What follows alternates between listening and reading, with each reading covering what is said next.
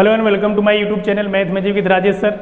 मेरे प्यारे बच्चों, आज मैं आप लोगों को अपने टॉपिक से थोड़ा सा हटके अलग टॉपिक पर जा रहा हूं और मैं आज आप लोगों को इंग्लिश में टेंस बताने वाला हूं, क्योंकि बहुत सारे बच्चों का ये मैसेज आया, रिक्वेस्ट आया कि सर थोड़ा इंग्लिश में भी कुछ बताइए, हम लोगों को समझाइए। तो इंग्लिश में मैं डेली या हर दूसरे दिन तीसरे दिन आपको कुछ ऐसे एडवांस स्ट्रक्चर बताने वाला हूँ जो डेली लाइफ में यूज होता है। स्पीकिंग में भी आप उसको यूज कर सकते हो, पढ़ने लिखने में भी उसको यूज कर सकते हो। तो इंग्लिश में कुछ भी पढ़ने से पहले, इंग्लिश का कोई भी टॉपिक पढ़ने से पहले पहला काम होता है कि टेंस आपको आना चाहिए।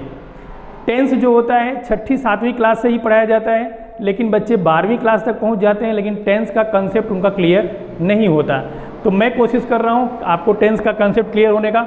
आपका जो रिस्पांस है देखूंगा इंग्लिश में कैसा आता है। अगर आपका रिस्पांस अच्छा रहेगा, व्यू अच्छे रहेंगे, अगर आप चैनल्स को सब्सक्राइब करते हो तो मुझे समझ में आ जाएगा कि आपका इंटरेस्ट इसमें है। तो मैं डेली या हर दूसरे दिन इंग्लिश का एडवांस स्ट्रक्चर, यानी कि टेंस खत्म होने के बाद, टेंस में 2 दिन 3 दिन लेक्चर में ख़त्म कर दूंगा, उसके बाद में एडवांस स्ट्रक्चर, ऐसे ऐसे स्ट्रक्चर जो डेली यूज में आते हैं। तो चलो शुरू करते हैं हम। टेंस माने होता है काल, मतलब टेंस 3 प्रकार के, मेनली टेंस 3 टाइप के होते हैं: प्रेजेंट टेंस, पास्ट टेंस और फ्यूचर टेंस। प्रेजेंट टेंस जो होता है वो वर्तमान काल का होता है, जो समय इस समय चल रहा है। पास्ट टेंस यानी भूतकाल होता है, जो समय बीत चुका है, जो काम हो चुका है। और फ्यूचर टेंस यानी कि भविष्यत काल होता है, जो आने वाले समय को इंडिकेट करता है। तो मुख्यतः 3 प्रकार के टेंस होते हैं: प्रेजेंट टेंस, पास्ट टेंस और फ्यूचर टेंस। इन तीनों टेंसों के 4 और प्रकार होते हैं। जो पहला होता है इंडेफिनिट टेंस, दूसरा होता है कॉन्टिन्यूअस टेंस, तीसरा होता है परफेक्ट टेंस और चौथा होता है परफेक्ट कॉन्टिन्यूअस टेंस। ठीक है, यानी कि ये 4 प्रकार प्रेजेंट के साथ भी लगेगा, पास्ट के साथ भी लगेगा, फ्यूचर के साथ भी लगेगा। तो 4 + 4 + 4 यानी टोटल 12 प्रकार के टेंस आपको पढ़ने हैं। अगर ये 12 प्रकार के टेंस आप क्लियर कर लेते हो तो आपको इंग्लिश का 25% ग्रामर क्लियर हो जाता है। ग्रामर तो बहुत बड़ा है, लेकिन पहला स्टेप, पहली सीढ़ी टेंस ही होता है ग्रामर का। तो आपको ये प्रेजेंट के 4, पास्ट के 4 और फ्यूचर के 4 प्रकार के टेंस पढ़ने हैं। सेंटेंस भी 4 प्रकार के होते हैं, जो वाक्य होते हैं, जो किसी भी काम को 4 प्रकार से व्यक्त किया जा सकता है, जिसमें पहला है अफर्मेटिव सेंटेंस, साधारण वाक्य, दूसरा है निगेटिव सेंटेंस, नकारात्मक वाक्य, तीसरा है इंट्रोगेटिव सेंटेंस, प्रश्न सूचक वाक्य, और चौथा है इंट्रोगेटिव निगेटिव, जिसमें प्रश्न सूचक भी रहेगा, नकारात्मक भी रहेगा। ये 4 प्रकार के सेंटेंस आपको पढ़ने हैं। यानी इस टेंस का ये चारों सेंटेंस और इस टेंस का भी चारों सेंटेंस, इस तरह से आपके टेंस जो होते हैं वो कई प्रकार के बन जाते हैं। हम पहला टेंस आज आपको बताने वाले हैं, वह टेंस है present indefinite tense. Present indefinite tense यानी कि वर्तमान काल, पहला टेंस। ठीक है, इस टेंस के 4 सेंटेंस आपको पढ़ने हैं। पहला सेंटेंस पढ़ना है अफर्मेटिव सेंटेंस यानी साधारण वाक्य, फिर दूसरा पढ़ना है नेगेटिव सेंटेंस, तीसरा पढ़ना है इंट्रोगेटिव और चौथा पढ़ना है इंट्रोगेटिव निगेटिव। आज हम आपको इन्हीं चारों सेंटेंस के बारे में बताएंगे। कल के लेक्चर में हम प्रेजेंट कॉन्टिन्यूअस रखने वाले हैं, फिर परसों के लेक्चर में प्रेजेंट परफेक्ट रखने वाले हैं, फिर अगले लेक्चर में प्रेजेंट परफेक्ट कॉन्टिन्यूअस। 4 दिन में ये 4 टॉपिक रखेंगे। अगले 1 दिन में हम पास्ट का पूरा, फ्यूचर का पूरा कर देंगे, क्योंकि शुरू में समझना ही मेन है। आप एक बार रूल्स समझ गए तो फिर केवल हेल्पिंग वर्ब बदलनी होती है, सारा रूल्स वही होता है टेंस का। तो ध्यान से समझिए बच्चों की प्रेजेंट इंडेफिनिट टेंस क्या होता है। साधारण वाक्य यानी कि जिस वाक्य के अंत में ता है, ती है, ते है लगा होता है, वहां पर प्रेजेंट इंडेफिनिट टेंस होता है। ठीक है, इसकी पहचान है, जिस हिंदी वाक्य के अंत में ता है, ती है, ते है लगा, जैसे वह जाता है, वे स्कूल जाते हैं, लास्ट में देखो ता है लगा है, यहाँ पे ते है लगा है। जैसे वह खाना खाती है, तो अगर ती है लगा है तो वो प्रेजेंट टेंस, ये इसकी पहचान है। तो इसका रूल्स क्या है, टेंस को इंग्लिश में कन्वर्ट करने के लिए रूल्स क्या है? सबसे पहले आपको सब्जेक्ट लिखना होता है। सब्जेक्ट किसे कहते हैं? जिसके द्वारा कोई काम पूरा होता है उसे सब्जेक्ट कहते हैं, कर्ता कहते हैं। वह जाता है, कौन जाता है? वह जाता है, इसलिए यहाँ पे वह क्या हो जाएगा? सब्जेक्ट हो जाएगा, कर्ता हो जाएगा। जाने का काम हो रहा है, इसलिए क्रिया जो होगी, वर्ब जो होगी वो जाना हो जाएगी, गो हो जाएगी। ठीक है। तो पहले नंबर पे सब्जेक्ट लिखा जाता है, दूसरे नंबर पर V1 यानी वर्ब का फर्स्ट फॉर्म लिखा जाता है, या वर्ब के फर्स्ट फॉर्म में यस अथवा ईएस लगाया जाता है। कब यस ईएस लगाया जाएगा वो समझ लो। अगर आपका सब्जेक्ट सिंगुलर नंबर है यानी कर्ता अगर एक वचन है तो वर्ब के फर्स्ट फॉर्म में यस अथवा ईएस लगाकर उसे प्लूरल फॉर्म बनाया जाएगा। अगर कर्ता आपका प्लूरल फॉर्म है, बहुवचन में है, तो वर्ब का जो फर्स्ट फॉर्म है एज इट इज रख दिया जाएगा। उसके आगे अदर वर्ड भी लिख सकते हो आप, तीसरे नंबर पर जो भी अदर वर्ड है वो आप रख सकते हो। एग्जाम्पल देखिए आपको समझ में आ जाएगा। वह जाता है, पहले नंबर पर सब्जेक्ट लिखो। सब्जेक्ट क्या है? वह, यानी कि ही जाना का काम कर रहा है, जाना यानी गो। ध्यान दीजिए यहाँ पे नियम को, वह एक वचन है, सिंगुलर नंबर है, इसलिए वर्ब की फर्स्ट फॉर्म में यस अथवा ईएस लगाया जाता है। गोज की स्पेलिंग GOS नहीं होती, GOES होती है। ये आपका पूरा ट्रांसलेट हो गया इंग्लिश में। वह जाता है, ही गोज। वह घर जाता है, ही गोज टू होम, आगे टू होम लग जाएगा। वह स्कूल जाता है, ही गोज टू स्कूल। हम कई बच्चों से पूछते हैं कि वह घर जाता है कि ट्रांसलेट करो। 10वीं 12वीं के बच्चे बोलते हैं he is going to home, he go to home, यानी रूल्स नहीं पता है। जाता है लास्ट में ता है ती है लगा, यानी प्रेजेंट टेंस है। प्रेजेंट टेंस का रूल्स यही है, पहले कर्ता लिखो, कर्ता ही हो गया। क्रिया एज इट इज नहीं लिखी जाएगी। अगर ये सिंगुलर नंबर है तो उसमें यस ईएस लगाया जाएगा, अगर ये प्लूरल नंबर है तो एज इट इज लिखा जाएगा। जैसे वे स्कूल जाते हैं, वे यानी कि बहुवचन हो गया, प्लूरल फॉर्म हो गया। वे का क्या होता है? दे, दे। अब जाना क्रिया हो रहा है तो गो। अब देखिए यहाँ पे दे प्लूरल नंबर होने के नाते एज इट इज V1 लगेगा, वर्ब का फर्स्ट फॉर्म मिलेगा, इसमें यस ईएस नहीं लगाया जाएगा। यहाँ पे यस ईएस तभी लगाया जाएगा जब कर्ता एक वचन हो। यहाँ पे कर्ता बहुवचन है इसलिए एज इट इज लिखा जाएगा। लास्ट में अदर वर्ड यानी स्कूल जाने का काम हो रहा है, दे गो टू स्कूल। ये आपका प्रेजेंट इंडेफिनिट का अफर्मेटिव सेंटेंस हो गया। वह स्कूल जाता है, ही गोज टू होम। मैं, ध्यान देना इंग्लिश में आई एंड यू प्लूरल नंबर माने गए हैं। मैं स्कूल जाता हूँ, आई गो टू होम होगा। ऐसा मत सोचना आई अकेला है तो सिंगुलर नंबर है, आई गोज टू होम कर दें, आई गो टू होम होगा।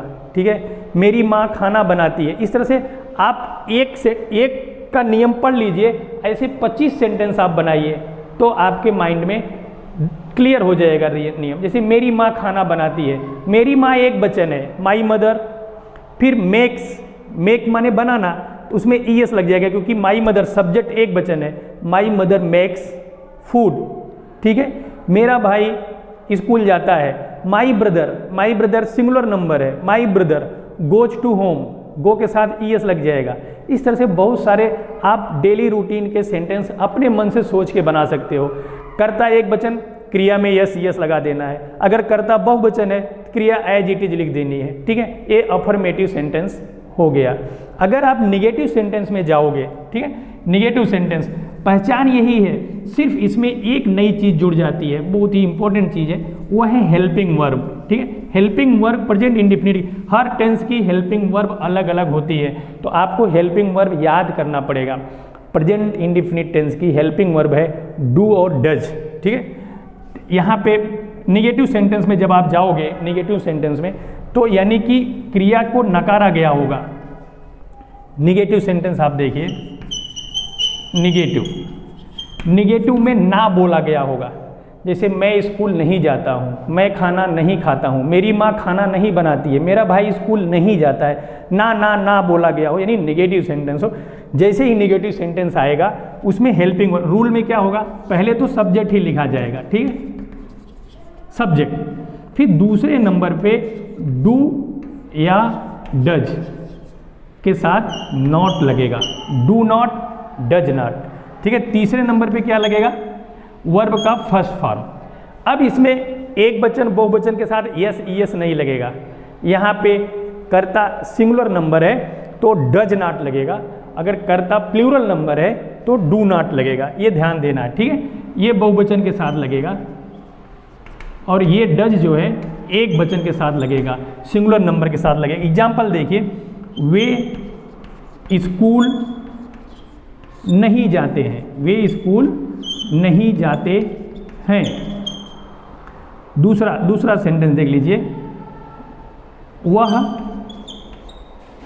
वह गाना नहीं गाती है, नहीं गाती है।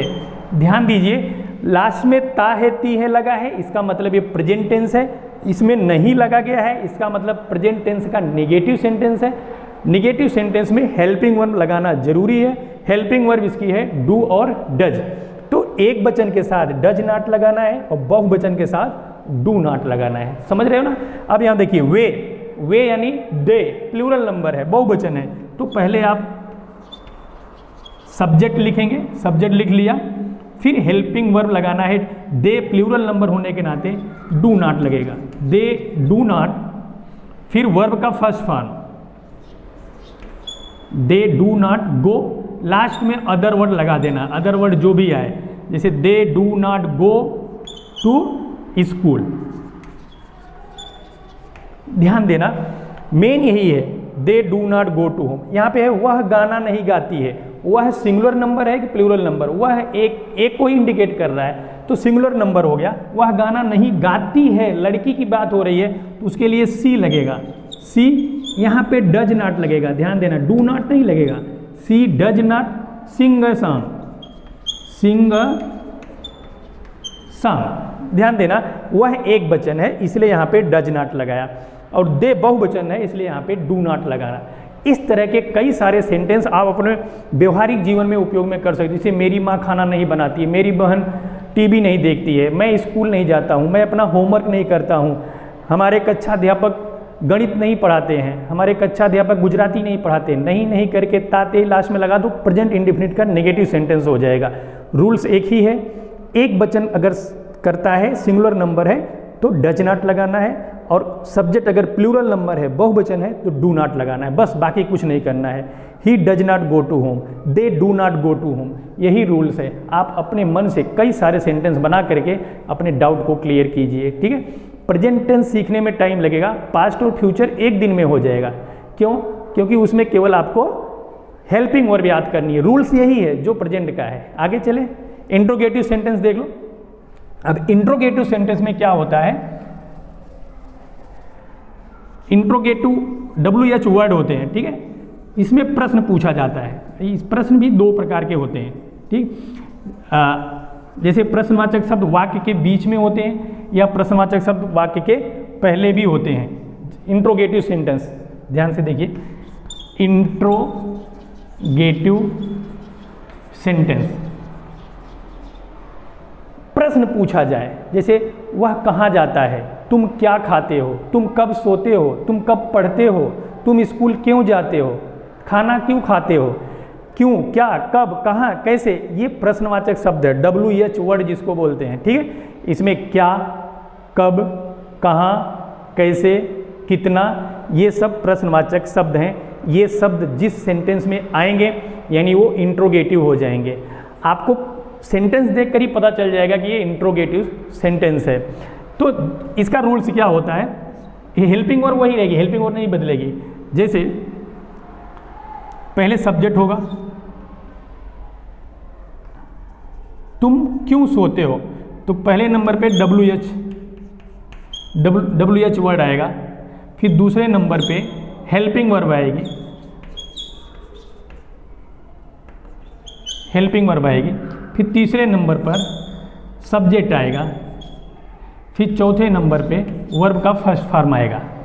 जैसे एक सेंटेंस देखो तो आपको समझ में आएगा। जैसे तुम क्यों पढ़ते हो, तुम क्यों पढ़ते हो। ध्यान देना, मैं एक सेंटेंस ले रहा हूँ, आप इसके जैसे कई सेंटेंस बनाइए। तुम क्यों पढ़ते हो, देखिए क्यों, ये WH बीच में है तो पहले इसकी स्पेलिंग आएगी WH के। क्यों की इंग्लिश आपको आनी चाहिए, वाई, वाई। इसके बाद तुरंत हेल्पिंग वर्ब। हेल्पिंग वर्ब दो ही है, डू और डज, नियम वही है। अगर कर्ता एक वचन है तो डज लगाना, कर्ता बहुवचन है तो डू लगाना। यहाँ पर तुम, यू प्लूरल नंबर है, मैंने आपको बताया आई और यू प्लूरल नंबर होंगे, तो इसके साथ डू लगेगा। वाई डू यू, पढ़ना कि क्या हो जाएगा, रीड। लास्ट में प्रश्नवाचक चिन्ह, वाई डू यू रीड, तुम क्यों पढ़ते हो। अगर यहाँ पे होता है कि लड़के कहाँ रहते हैं, कहाँ बीच में आ गया तो वेयर हो जाएगा। लड़के बहुवचन है तो do, where do boys live. Rules वही रहेगा, सिर्फ सब्जेक्ट बदल जाएगा और क्रिया बदल जाएगी। अगर अलग अलग सेंटेंस आप बहुत सारे बना सकते हो, ठीक है। अब एक और देखिए, पहले मैं WH वर्ड बता दूं। वाट होता है, वाट माने क्या, वेन माने कब, ये होता है वाट माने क्या, वेन माने कब, वेयर WHERE वेयर माने कहाँ, ठीक है। वाई WHY वाई माने क्यों। ये सारे WH वर्ड होते हैं। ये वर्ड जिसमें यूज में आएंगे यानी वो इंट्रोगेटिव सेंटेंस कहलाता है। जैसे तुम क्यों पढ़ते हो। अब देखिए इंट्रोगेटिव सेंटेंस दो प्रकार का होता है। कभी कभी WH पहले आ जाता है, तो पहले वाले में लगभग क्या ही होता है, क्या तुम स्कूल जाते हो, स्कूल जाते हो। ध्यान देना, पहले लास्ट में देखिए ता ते ती लगा है, प्रेजेंट टेंस हो गया। क्या लगा है, प्रेजेंट टेंस का इंट्रोगेटिव सेंटेंस हो गया। अगर ये WH पहले होता, देखिए इसमें बीच में है, इस सेंटेंस में प्रश्नवाचक शब्द बीच में है और इस सेंटेंस में प्रश्नवाचक शब्द पहले है। अगर प्रश्नवाचक शब्द पहले है तो उसकी अंग्रेजी नहीं लिखी जाती। क्या की अंग्रेजी वाट होती है, यहाँ पे वाट नहीं लिखा जाएगा। हेल्पिंग वर्ब से शुरुआत करते हैं। इसकी हेल्पिंग वर्ब क्या होगी, तुम के साथ क्या लगता है, डू, तो डू से चालू होगा। डू तुरंत है subject, do you go to school, last में प्रश्नवाचक चिन्ह। ध्यान देना, जब प्रश्नवाचक शब्द वाक्य के पहले हो, पहले केवल क्या ही होता है, क्यों नहीं होता, कब नहीं होता, ठीक है। लगभग 99% क्या ही होता। अगर क्या से कोई शब्द शुरू है, कोई वाक्य शुरू है, तो क्या की अंग्रेजी नहीं लिखी जाती, हेल्पिंग वर्ब से शुरुआत किया जाता है। उस हेल्पिंग वर्ब का मतलब ही हो जाता है क्या। क्या तुम स्कूल जाते हो, do you go to school. क्या तुम खाना खाते हो, डू यू ईट फूड, ठीक है। क्या वह गाना गाती है, तो क्या वह एक वचन हो गया, तो डू नहीं लगेगा, क्या लगेगा, does she Singh a song. समझ में आ गया, ये हो गया इंट्रोगेटिव। लास्ट है इंट्रोगेटिव निगेटिव। इंट्रोगेटिव निगेटिव में प्रश्नवाचक भी होता है और नहीं भी होता है। तो वो क्या हो जाएगा, तुम क्यों नहीं पढ़ते हो, क्यों के बाद नहीं भी लग जाए, ठीक है। तुम क्यों नहीं पढ़ते हो, why do you not read, यानी कि सब्जेक्ट के बाद केवल नॉट लग जाएगा, बाकी कोई चेंजेस नहीं है, सब वही है। Why do you not read, ठीक है। क्या तुम स्कूल नहीं जाते हो, डू यू नॉट, यू के बाद नॉट लग जाएगा, बाकी सेम नियम है। अगर प्रश्नवाचक शब्द वाक्य के पहले है तो हेल्पिंग वर्ब से चालू होगा।